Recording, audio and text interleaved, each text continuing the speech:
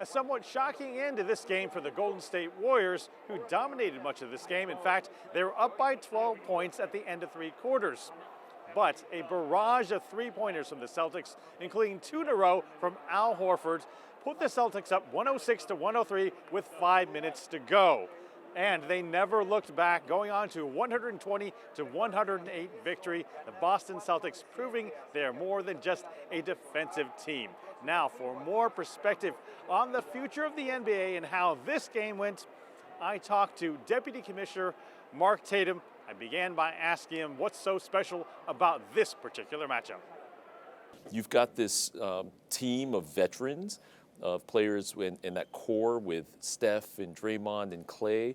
On the other side, you have players that have never been a team with not one player who's ever played in an NBA Finals, but they've got that same core of Jason Tatum, Marcus Smart, and Jaylen Brown. So it's just a fantastic matchup of all-time great players, the two best teams defensively in the league, and it's going to be a great matchup for the fans. Tell us about playing in a time of COVID. I mean, infections are going up at a really high rate. What precautions are in place, and how are you managing to, really get this off? From the very beginning in the introduction of COVID back in 2020, we've always really taken a very precise view of how to deal with COVID. We've actually gotten expertise from the world's best doctors, epidemiologists, immunologists to create a set of protocols. Here's the good news, that 97% of our players are vaccinated, 100% of our coaches and referees and team staff are vaccinated. But we still take it very, very seriously. We still have a set of protocols to ensure that all of our players and coaches and staff and everybody in the NBA family are safe and are healthy, and we've been able to do that successfully over the last couple of years, and certainly through this season as well. What about just plain business and revenues during a time of COVID? I mean, the last 2 years had to have been tough. I mean, it's something based on attendance. How have things been? Yeah, so certainly we took a hit in revenue over the last couple of years, but this season has been fantastic. We're seeing all of our business metrics really bounce back, and so everything from viewership, which we're seeing levels that we haven't seen in the last 4 years, and they're up double digits from last year.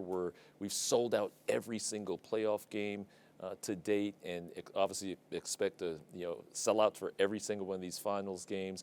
Our social media followers, we're setting records in social media. League Pass subscriptions, which is people who have access and pay for all of our games and a digital subscription, are up 30%.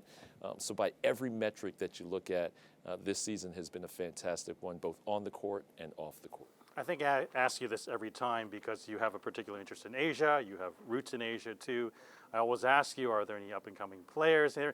And you have to a little bit struggle because it's not that easy to make the NBA. Yes. We have some prospects now, right? We very much do from Asia. So Fanbo Zhang, who played on our G League Ignite team and is now getting ready for the draft. Actually, in his very last game with G League Ignite, it was here in this arena, and they played the Santa Cruz Warriors, and he actually ended up having 17 points and had probably one of his best performances throughout the season.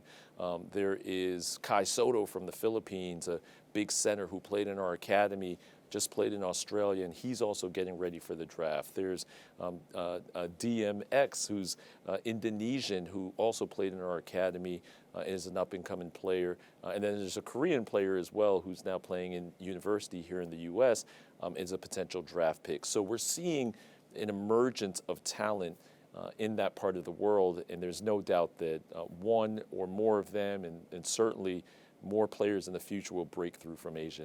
I want to ask you a final question that just came to the top of my mind. And tell me if it's the worst question or worst idea, or whether there's some merit, or whether it's ever considered. We have people that can shoot so far away. Steph Curry, maybe to blame, from the logo shooting. Now we got 7-footers. We got Joel Embiid shooting three-pointers. Everybody's shooting three-pointers. Yes. Why not push it back by a couple feet? And you can't do it on the sideline, right, but that would just make it more valuable to get those spots. Has that ever been considered? Well, there's been a lot of suggestions to that. I'd say the game right now, what we're hearing from fans, what we're hearing from the players and the teams, it's in a good place right now. There's a few things that we are looking to adjust and to adapt, but that's certainly not one of them at this time. I'm not saying never, but I think you're right. It's fun to see these tall, multi-talented players who can not only play a traditional post role, but can also step out and shoot as well. And I think it's just made the game so much more fun and so much more exciting. But if it comes up, you're going to say, I'll give you credit. I'll give you credit. Great. Thank you very much. Fantastic. Thank you. And as for this matchup, the teams will have a little bit of rest and get back to action for Game 2 in San Francisco on Sunday. Mark New, CGTN, San Francisco.